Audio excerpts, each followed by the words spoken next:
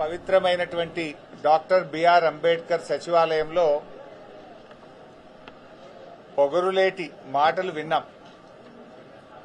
ఆ పొగరులేటి సెక్రటేరియట్కు ఒకవైపు డాక్టర్ బాబాసాహెబ్ అంబేద్కర్, ఒకవైపు బిర్లా మందిర్లో వెంకటేశ్వర స్వామి ఆలయం, మరొక వైపు అమ్మవారు, మరొక వైపు మస్జీదు, చర్చు, అంత పవిత్రమైనటువంటి సెక్రటేరియట్లో కూర్చొని నిజాలు దాచి అబద్దాలు మాత్రమే మాట్లాడాడు ఆ పొగరులేటి మంత్రి.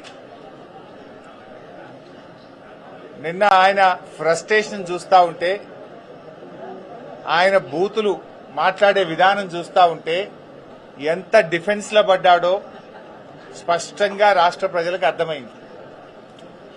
సరకు లేనప్పుడు, సమాధానం లేనప్పుడు తిట్లకు ఎత్తుకుంటారు. నిన్న ఆయన చెప్పిన కథలు, ఆయన మాట్లాడినటువంటి భాష, ఆయన బాడీ లాంగ్వేజ్, ఆయన ఎంత డిఫెన్స్ లో పడ్డాడో రాష్ట్ర ప్రజలందరూ కూడా గమనించారు. సమాధానం లేదు గనుకనే నువ్వు తిట్ల రాగాన్ని అందుకున్నావు. ఈ పొగరులేటి ఒక రాష్ట్ర మంత్రిగా కాకుండా రాఘవ కన్స్ట్రక్షన్ అధినేతగా మాట్లాడినట్టుగా ఆయన మాటలున్నాయి. ఎంతసేపు సంస్థను కాపాడుకోవాలి, కొడుకును కాపాడుకోవాలి, గొంతు జించుకోనో, తిట్లదండం అందుకోనో, పిట్టకథలు చెప్పో దాని నుంచి బయటపడాలనే ప్రయత్నం తాపత్రయపడ్డట్టుగా స్పష్టంగా కనబడ్డది. నేనొక్కడే అవినీతి పరుణ్ణి కాదు, నా సహచర మంత్రులందరూ కూడా అవినీతి పరులే అని పాపం వాళ్ళందరినీ కూడా తనకంటిన బురద వాళ్ళందరికీ అంటించే ప్రయత్నం చేశాడు. జూపల్లి కృష్ణారావు గారి కుంభకోణాన్ని ఆయనే బయటపెట్టాడు. ముఖ్యమంత్రి కుటుంబ సభ్యుల టెండర్ల కుంభకోణాన్ని ఆయనే బయటపెట్టుకున్నాడు. బట్టి విక్రమార్క గారి ఆర్థిక శాఖలో బిల్లులు ఇయ్యడానికి పర్సంటేజీల కుంభకోణాన్ని ఆయనే గుర్తు చేశాడు. అంటే ఈ రాష్ట్రంలో జరుగుతున్న అవినీతి కుంభకోణాల చిట్టా చదివి, అరే నన్ను ఒక్కనే కాదు నా చుట్టూ ఉండే మంత్రుల కుంభకోణాలను కూడా రాష్ట్ర ప్రజలకు చెప్పే ప్రయత్నం చేసినాడు. ఇలా నిన్నటి ప్రెస్ మీట్ తో రాష్ట్ర ప్రజలకు ఒకటైతే అర్థమైంది, ఆయన పొంగులేటి కాదు పొంగు లూటి అనేటువంటి విషయం చెప్పకనే చెప్పిండు. నిన్న ఇలా క్రషర్ కు సంబంధించి శాసనసభలో స్వయంగా రాష్ట్ర ముఖ్యమంత్రి చెప్పిండు. ఏం చెప్పిండు ముఖ్యమంత్రి? అరే మా మంత్రి గారి కంపెనీ రాఘవ కన్స్ట్రక్షన్ లో జరిగిన అవినీతిని, అవకతవకల్ని మా అధికారులే గుర్తుపట్టారు, మీరేం బయటకు తీయలే ప్రతిపక్షము, మా అధికారులు మేమే గుర్తుపట్టినాం, మేమే పెనాల్టీ వేసినాం, మేమే పైసలు కట్టించినామని ముఖ్యమంత్రి శాసనసభలో స్పష్టంగా చెప్పారు. మైనింగ్ మంత్రి గారు ఏం చెప్పిండ్రు అదే అసెంబ్లీలో? లేదా కరెంటు మీటర్ల షార్టేజ్ ఉండే, అందువల్ల డీజిల్ జనరేటర్ మీద నడుపుకున్నాడు రాఘవ కన్స్ట్రక్షన్ అని మైనింగ్ మంత్రి చెప్పాడు.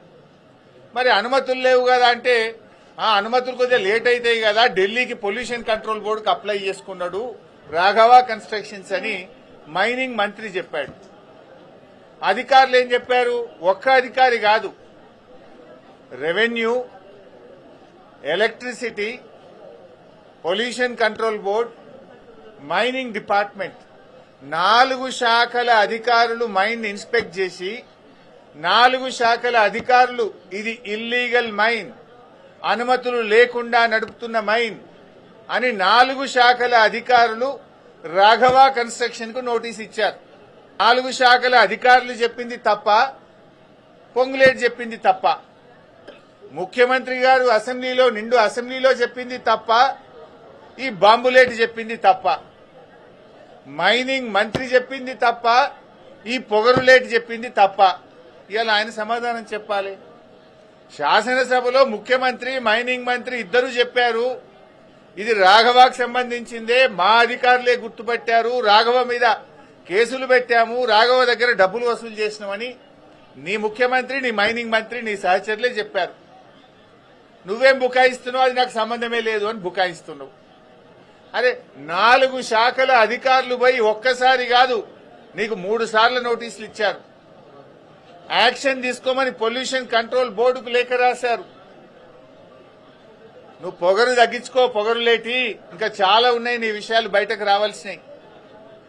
శాసనసభలో మరి నువ్వు ఎందుకు లేచి మాట్లాడలే? నువ్వు ఉన్నావు కదా అక్కడనే. నీ ముఖ్యమంత్రి గారు లేచి ఇది ప్రతిపక్షం దొరకబట్లే, ఈ దొంగతనం మేమే దొరకబట్టినాం, ఈ దొంగతనాన్ని మేమే నోటీసులు ఇచ్చినాం, మేమే పెనాల్టీలు వేసినామని నీ ముఖ్యమంత్రి చెప్తుంటే నువ్వు పక్కనే కూర్చున్నావు కదా. ఇది నాది కాదు అని అసెంబ్లీలో నువ్వు ఎందుకు లేచి నిలబడి చెప్పలేదు? నీ మైనింగ్ మంత్రే లేచి రాఘవకు అనుమతులు లేవు, రాఘవ అనుమతుల కోసం ఢిల్లీకి అప్లై చేసిందని చెప్తే అసలు రాఘవకు మైనే లేదని నువ్వు అసెంబ్లీలో లేచి ఎందుకు చెప్పలేదు? నువ్వు అసెంబ్లీలో ఉన్నావు కదా, నా పక్క సీట్లనే కూర్చున్నావు కదా, మరి ఆ రోజు ఎందుకు లేవలేదు? 12 రోజులకు గుర్తొచ్చిందా నీకు మైన్ లేదని? ఇదంతా బుకాయించే ప్రయత్నం, మసిబూసి మారేడుగా చేసే ప్రయత్నం. ఆ మైన్ నీది కాకపోతే అక్కడ కంటైనర్ మీద రాఘవ కన్స్ట్రక్షన్ అనే పేరు ఎందుకున్నది? ఆ కంటైనర్ మీద కాంగ్రెస్ పార్టీ జెండా ఎందుకు పెట్టిండ్రు? బీఆర్ఎస్ పార్టీ బయటకు తీయంగానే ఆ రాఘవ కన్స్ట్రక్షన్ కు పెయింటింగ్ చేసి కనబడకుండా ఎందుకు చేసిండ్రు? కాంగ్రెస్ పార్టీ జెండా ఎందుకు బీకేసిందో సమాధానం చెప్పాలి కదా నువ్వు.